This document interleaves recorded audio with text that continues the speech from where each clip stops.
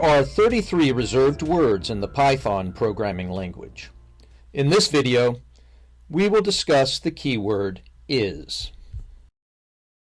Welcome to our Python deep dive. Today we're exploring a keyword that often puzzles newcomers but is pivotal for understanding identity in Python. Is. Let's embark on a journey to uncover the nuances of is and its role in Python programming. The is keyword in Python is used to compare the identity of two objects.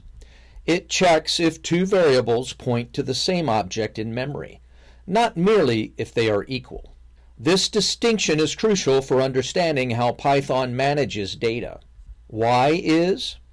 In Python, knowing whether two variables refer to the same object can be vital, especially when working with mutable objects like lists or dictionaries.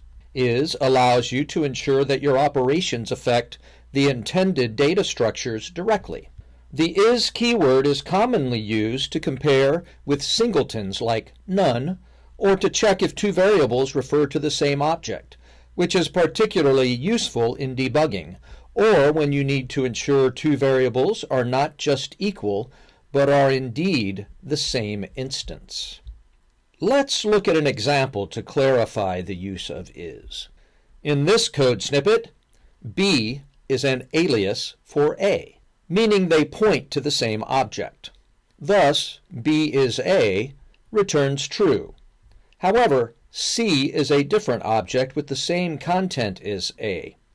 So C is A returns false. This demonstrates the difference between is for identity and equal for equality. Understanding the is keyword illuminates how Python handles object identity, a fundamental concept for writing efficient and bug-free code. Continue your Python exploration with us.